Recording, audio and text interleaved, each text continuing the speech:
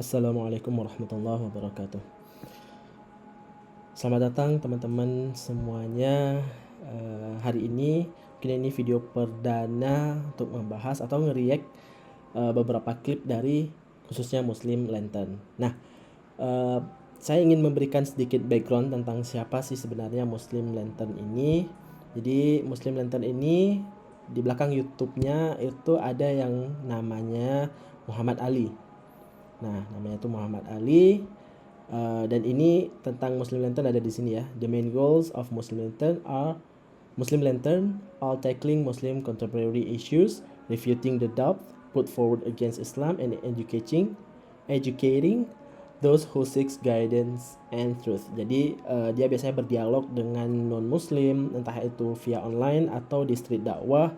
Dia membantah istilahnya firqah-firqah di luar Islam dan juga di dalam Islam.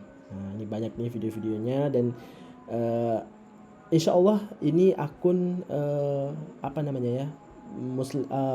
Muhammad Ali ini orangnya semoga Allah jaga ya, semoga Allah jaga beliau. Memang sangat jenius. Kalau saya bilang ini memang sangat narasi-narasi yang digunakan itu semua berlandaskan dengan Al-Quran dan Sunnah, dan insya Allah ini video-videonya semua sesuai dengan Al-Quran dan Sunnah. Tidak ada musik, tidak ada aurah, dan ya hal-hal lainnya.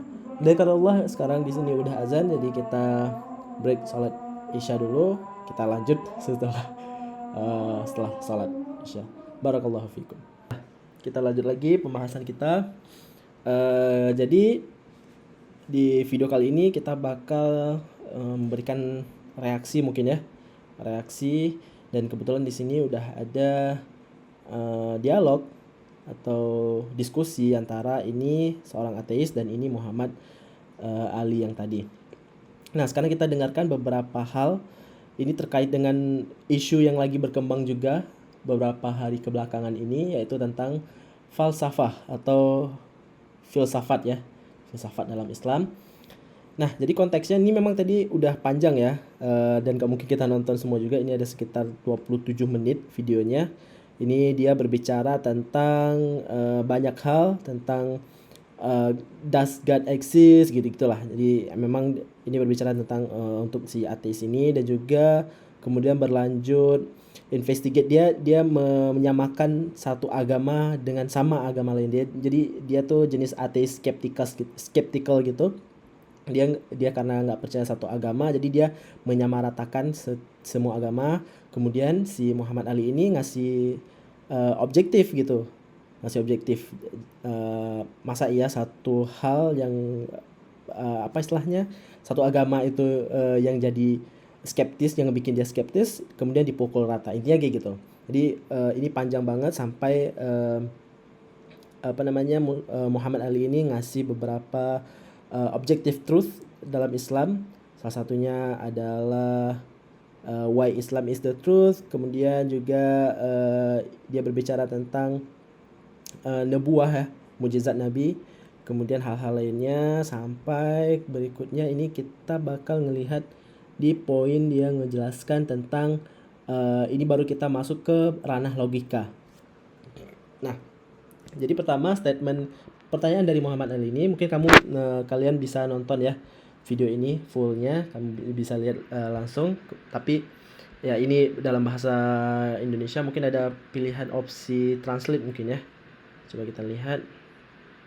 Seharusnya sih ada ya, ada pilihan opsi translate ke bahasa Indonesia. Di mana dia? Ya, intinya oh ini. Atau nggak ada ya. Ya intinya mungkin bisa kita setting ntar.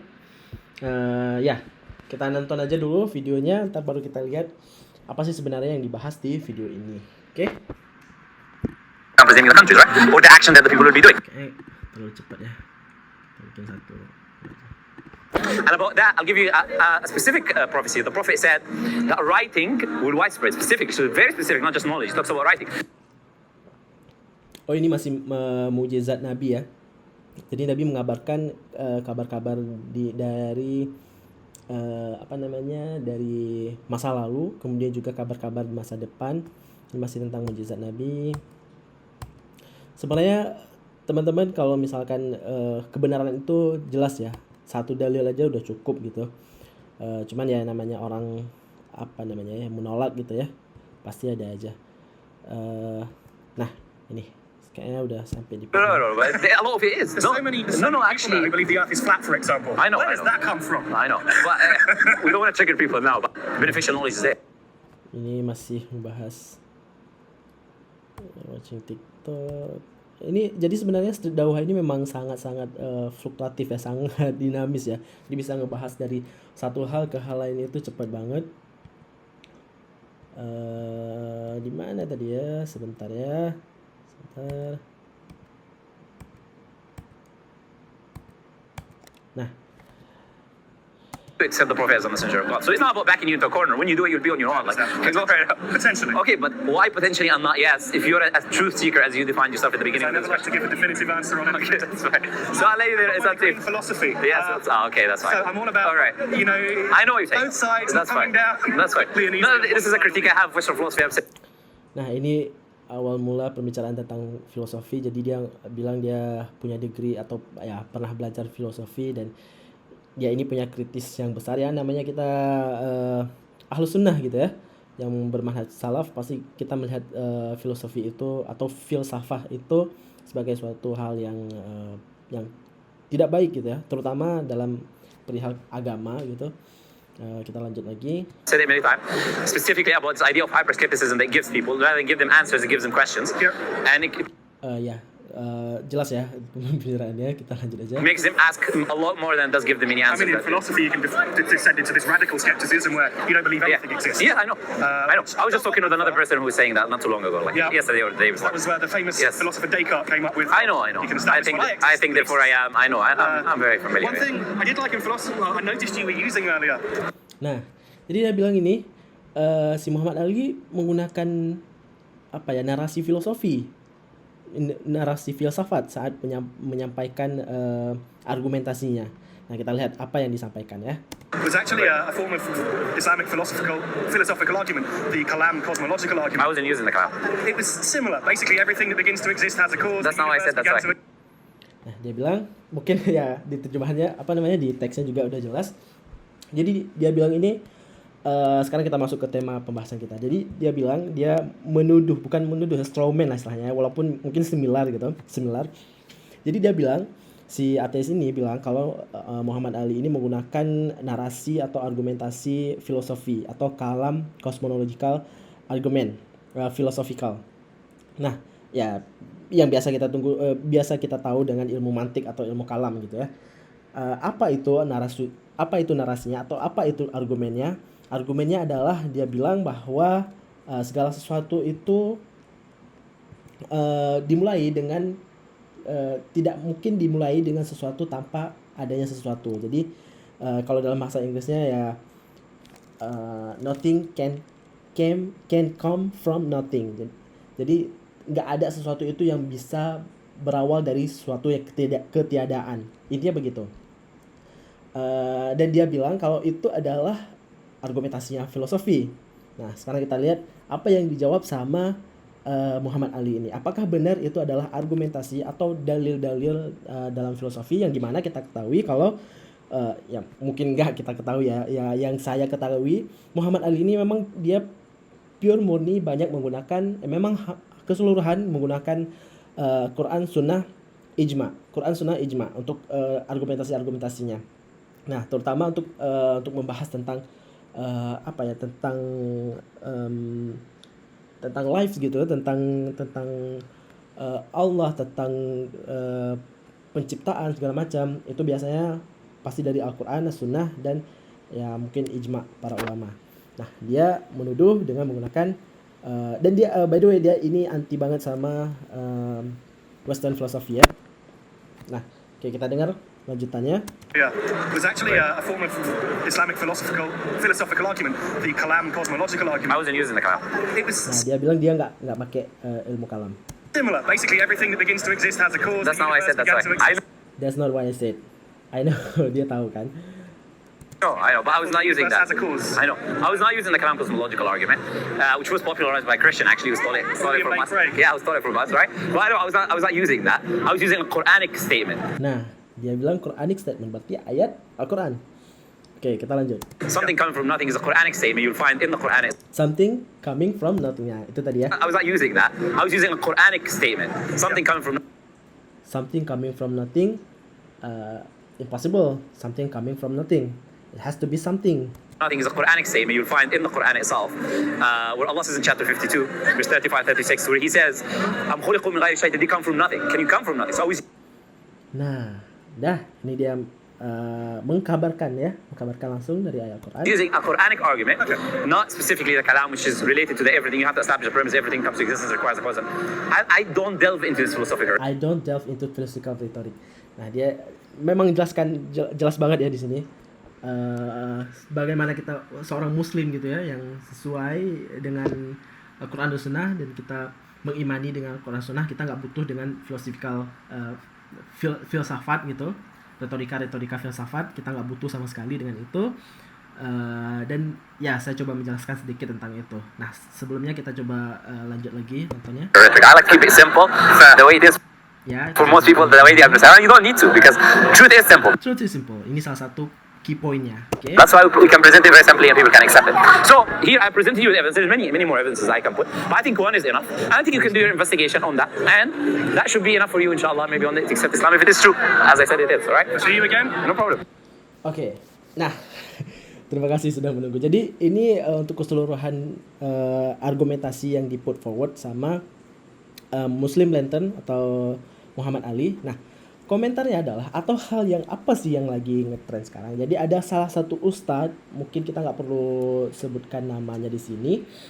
Ini singkat aja ya. Jadi argumentasi ustadz ini mengatakan bahwa kita perlu belajar ilmu filsafat untuk belajar berpikir gitu, belajar construct mind. Nah, kenapa ulama-ulama dulu, ulama salaf mungkin dia sebutkan tidak terlalu banyak involved dengan ilmu kalam, tapi ulama-ulama mungkin bukan gitu ya narasinya, tapi intinya dia bilang bahwa ketika Islam itu udah berkembang, udah ketemu dengan banyak pemikiran-pemikiran lain, isme-isme lain, sehingga kita butuh yang namanya filsafat untuk membangun cara berpikir yang benar gitu, dengan analogi atau way of thinking yang benar gitu, yang sesuai. Nah, itu adalah hujah dia atau argumentasi dia, sehingga dia mengatakan kita perlu belajar ilmu kalam atau ilmu filsafat untuk menerangkan Islam kepada orang-orang yang tidak percaya dengan Islam. Salah satunya dia bilang misal kayak gini, gimana cara kita ngobrol dengan Richard Dawkins yang menurut dia keren mungkin ya, atau orang-orang yang semisalnya. Nah, kita butuh filsafat, kita butuh rasionalitas untuk berbicara dengan mereka. Of course. Nah, di satu sisi kita butuh yang namanya rasional atau akal, tapi bukan dengan cara filsafat. Karena sesungguhnya, nah, perkataan-perkataan yang mostly kalau misalkan kita belajar filsafat atau ilmu kalam untuk mengenal Tuhan aja itu butuh banyak sekali step-stepnya. Kita perlu tahu jauhar, a'rad, segala macam. Padahal dengan menggunakan ayat Al-Quran pun kita udah bisa dengan sangat mudah bertanya kepada salah satunya mungkin ateis ya, atau orang-orang yang tidak percaya dengan Tuhan, bisakah sesuatu itu ada tanpa didahului didahului tanpa ketiadaan. Intinya, can something came from nothing? Bisa nggak sesuatu hal itu datang tanpa ada permulaan? Itu kan pertanyaannya. Nah, ternyata pertanyaan itu memang ada dalam Al-Quran gitu. Jadi intinya kalau misalkan kita mau menggunakan harus punya filsafat, ilmu kalam untuk berbicara dengan orang-orang yang tidak percaya dengan kitab suci, ya simple, kita gunakan kitab suci, dan isi kitab suci itu memang udah semuanya itu bantahan-bantahan terhadap mereka, dan banyak sekali. Ada banyak sekali kalau kita di video ini, di channel ini aja, dia menjabarkan banyak sekali syubhat-syubhat orang ateis, orang-orang yang tidak percaya dengan kitab suci, orang-orang dengan background atau firqah-firqah di luar Islam yang mereka Nasrani mungkin, atau mereka ya ateis, agnostik segala macam, dan hujah-hujah mereka itu semua ada bantahannya dalam Al-Quran. Misalkan kayak ada yang orang bilang, aku nggak percaya dengan Tuhan karena aku tidak melihatnya. Nah, hujah itu juga ada dalam Al-Quran, bantahnya juga ada dalam Al-Quran. Salah satunya dalam surah subhanallah, saya lupa. Intinya ada ketika cerita Nabi Hud, ketika cerita Nabi Soleh, seandainya Allah menurunkan tangga atau ya tangga untuk naik ke langit untuk melihat yang ada di langit, maka mereka pun tidak akan percaya. Nah, itu persis banget ada di salah satu video yang dijelaskan dengan dalil yang demikian, dibantah dengan dalil yang demikian. Jadi salah besar ya kalau kita mewajibkan diri kita untuk belajar filsafat hanya untuk construct mind, untuk berpikir dengan lebih luas. Kebenaran itu simple, kayak statement terakhir tadi itu ya. Kebenaran itu simple, sangat mudah, tidak ruwet, cukup dengan Al-Quran, Sunnah, complete, one package. Jadi ya itu dia. Mungkin bantahan-bantahan lainnya banyak sekali ya, yang menerangkan bagaimana buruknya belajar filsafat, membawa kebingungan segala macam. Dan dia sering juga mention ya bagaimana aliran-aliran filsafat. Mungkin kita akan bahas di video-video berikutnya. Tapi intinya ini salah satu hujah aja ya untuk menerangkan bahwa kita nggak butuh belajar filsafat untuk berbicara dengan orang di luar firqah Islam. Barakallahu fikum, jazakallahu khairan bagi teman-teman yang sudah menonton. Semoga ini jadi salah satu insight ya.